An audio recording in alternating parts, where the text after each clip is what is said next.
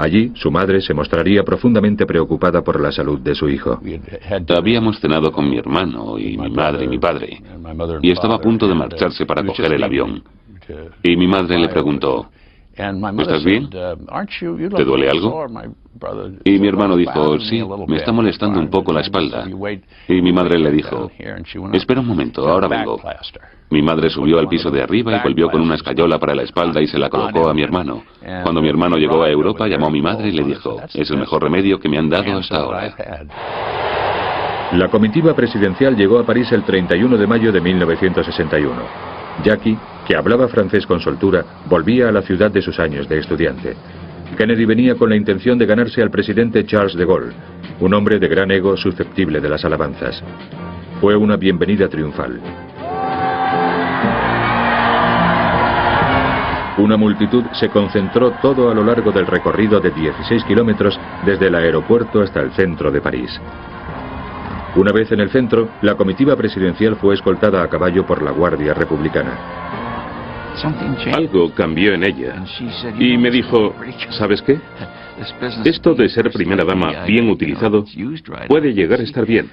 Creo que París cambió su actitud. I do not think it altogether inappropriate to introduce myself to this audience.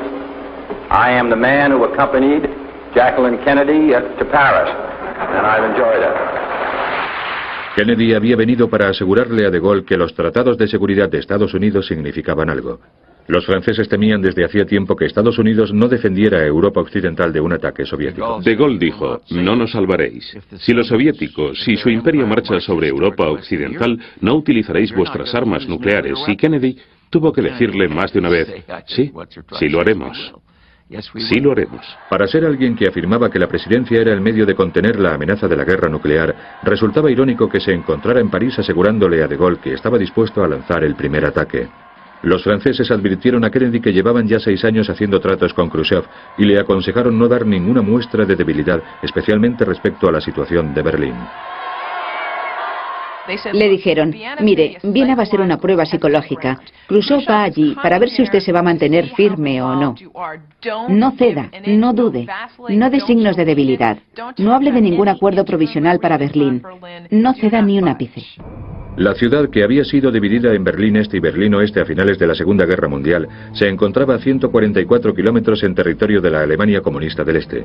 Cientos de miles de personas pasaban por sus fronteras abiertas a diario, escapando del comunismo y amenazando así la supervivencia del régimen de Alemania del Este. Kennedy aseguró al presidente francés que estaba preparado para el encuentro con Nikita Khrushchev, el hosco primer ministro soviético, pero no lo estaba.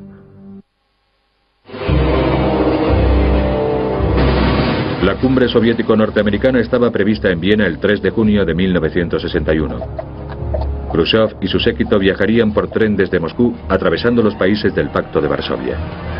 El líder soviético se mostraba afable, relajado y confiado.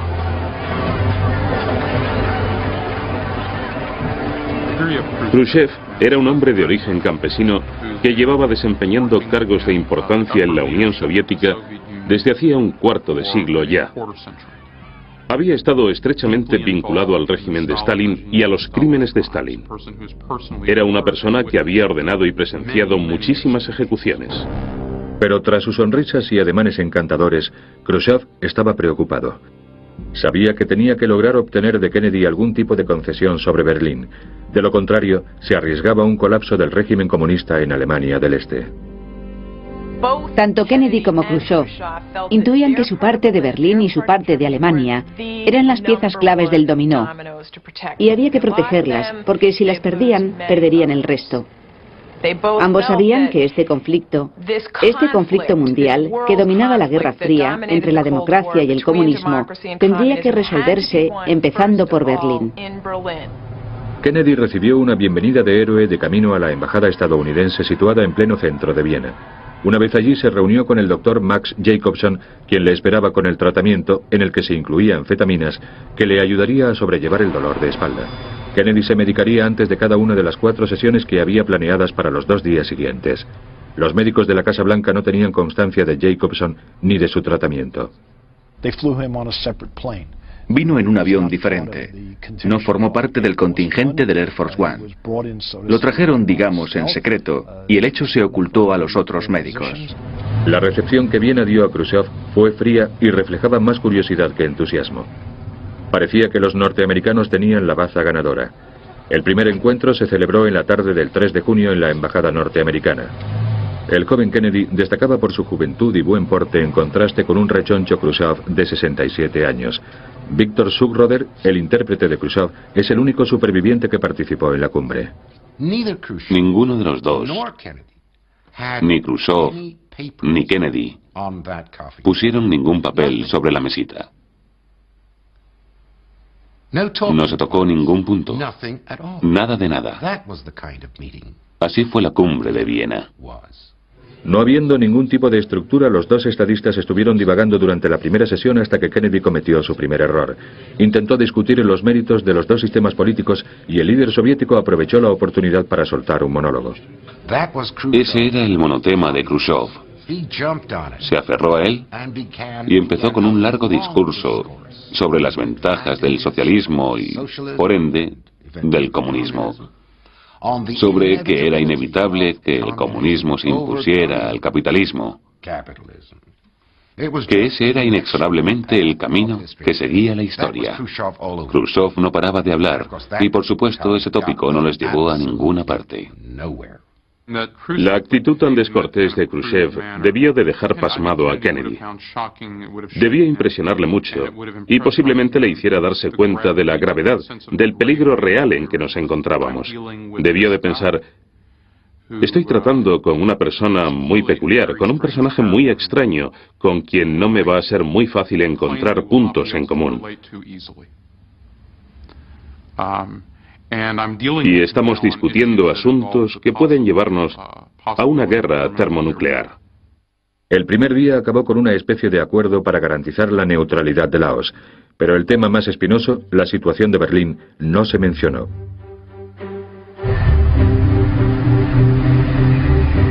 Esa noche hubo una cena formal en el Palacio Schönbrunn. Khrushchev llegó con un traje y corbata gris, rechazando la corbata negra como símbolo de la decadencia occidental. Su mujer, Nina, no llevaba maquillaje. Jackie Kennedy, con un vestido del diseñador Oleg Cassini, acaparó la atención de todos.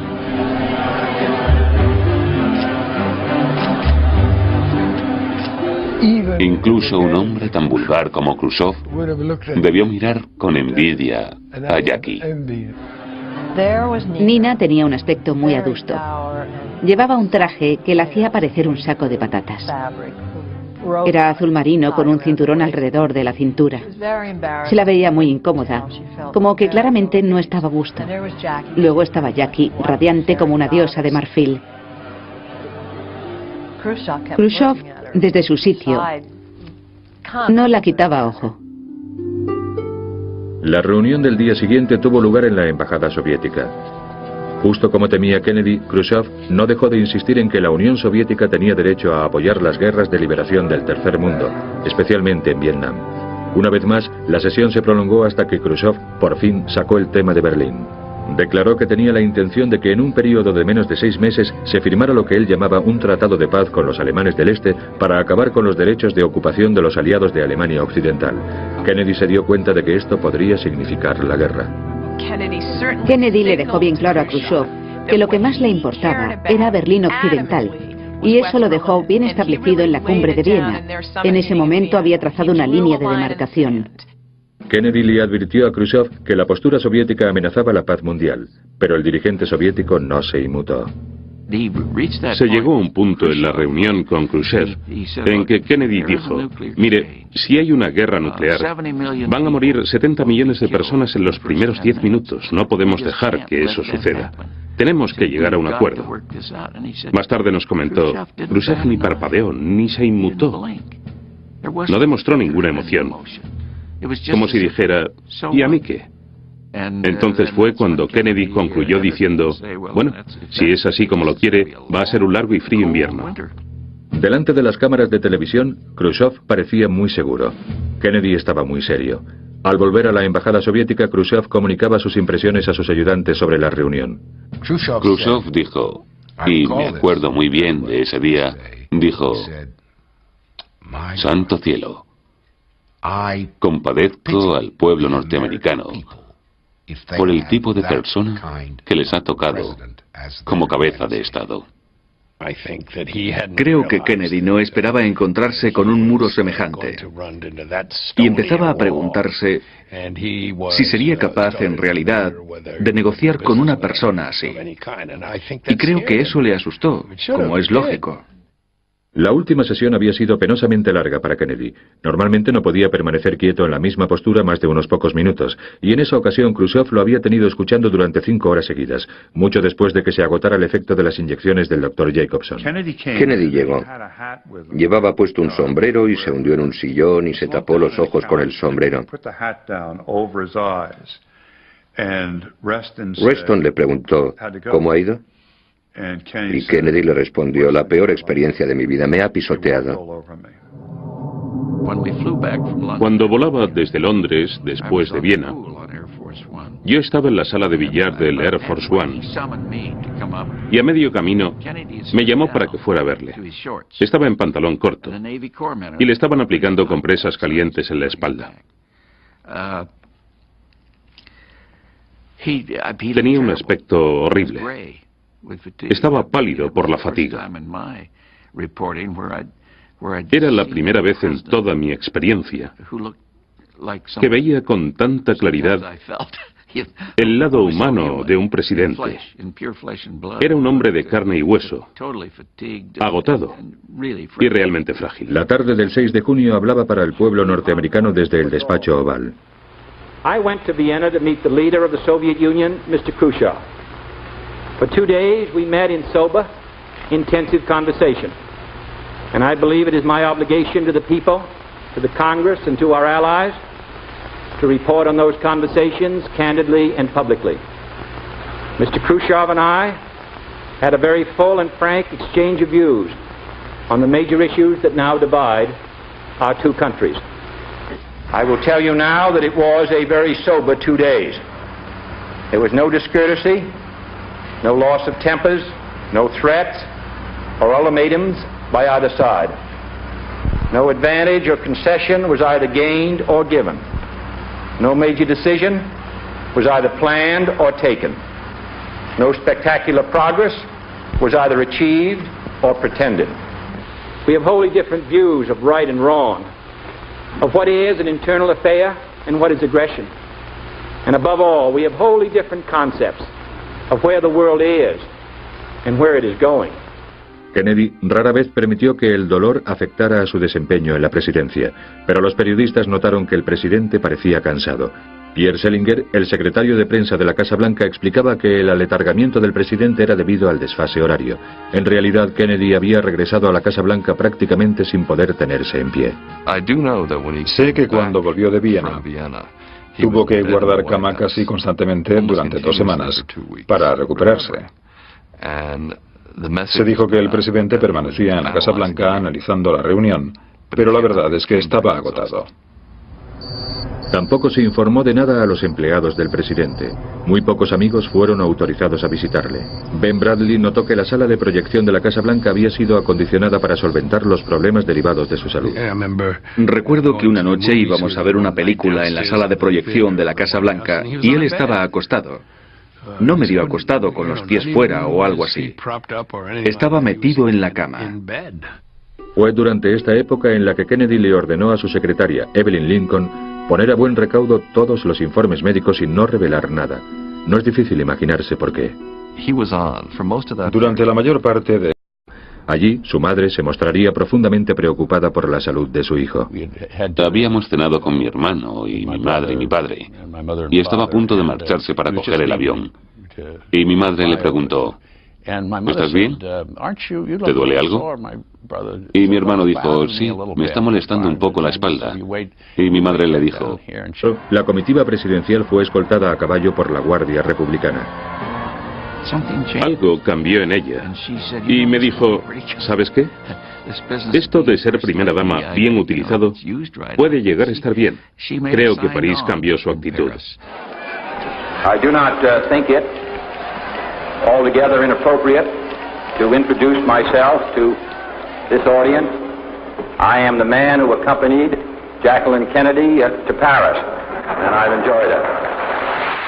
Kennedy había venido para asegurarle a De Gaulle que los tratados de seguridad de Estados Unidos significaban algo. Los franceses temían desde hacía tiempo que Estados Unidos no defendiera a Europa occidental de un ataque soviético. De Gaulle dijo: Espera un momento, ahora vengo. Mi madre subió al piso de arriba y volvió con una escayola para la espalda y se la colocó a mi hermano. Cuando mi hermano llegó a Europa, llamó a mi madre y le dijo: es el mejor remedio que me han dado hasta ahora. La comitiva presidencial llegó a París el 31 de mayo de 1961. Jackie, que hablaba francés con soltura, volvía a la ciudad de sus años de estudiante. Kennedy venía con la intención de ganarse al presidente Charles de Gaulle, un hombre de gran ego susceptible de las alabanzas. Fue una bienvenida triunfal. Una multitud se concentró todo a lo largo del recorrido de 16 kilómetros desde el aeropuerto hasta el centro de París. Una vez en el centro,